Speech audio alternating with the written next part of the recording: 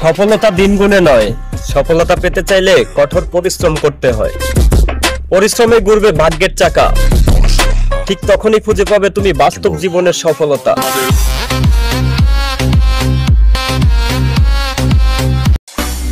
কাউকে সম্মান করতে চাইলে তার যোগ্যতা দেখে করো, ধন সম্পত্তি দেখে নয়।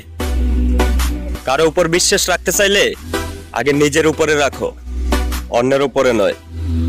কাউকে বিয়ে করতে চাইলে তার রূপ দেখে নয়, গুণ দেখে করো।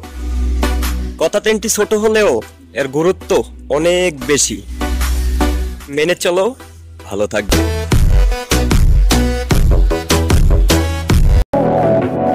সব না পেলেও যতটুকু পেয়েছি এতটুকুই বা কজন পায়। এই চিন্তা ধারণা যাদের ভিতরে থাকে, কষ্টের এই পৃথিবীতে একমাত্র তারাই প্রকৃত সুখী।